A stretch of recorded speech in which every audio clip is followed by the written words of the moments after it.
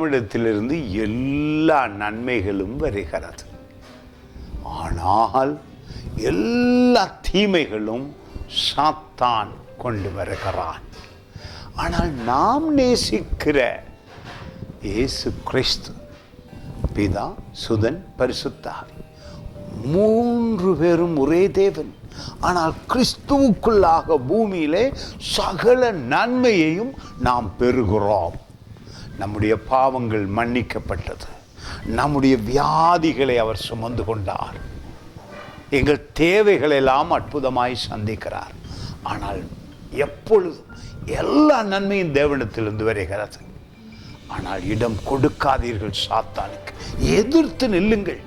நோய், நொடி, துன்பம், வேதனை, கவலை வரும் பொழுது எதிர்த்து நின்று விரட்டும் பொழுது அற்புதமான சமாதானத்தை, சுகத்தை அனுபவிக்க முடியும். பாருங்கள், இந்த யாக்கோபு புத்தகத்தில் முதல் அதிகாரத்தில் 17வது வசனம் சொல்லுகிறது, நன்மையான எந்த ஈவும் பூரணமான எந்த வரமும் பரத்திலிருந்து உண்டாகி ஜோதிகளின் பிதாவிடத்திலிருந்து இறங்கி வருகிறது.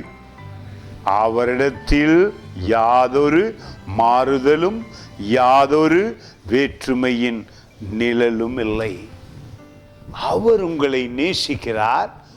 ஒருவராலும் உங்களை நேசிப்பதை தடுக்க முடியாது. உங்களை நேசிக்கிற ஆண்டவரை யாருக்கு தடுக்க முடியும்?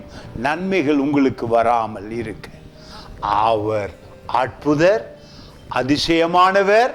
எல்லா நன்மைகளையும் உங்களிடத்தில் அவர் தர விரும்பி இருக்கிறார், கொடுத்தும் இருக்கிறார், இனியும் கொடுப்பார்.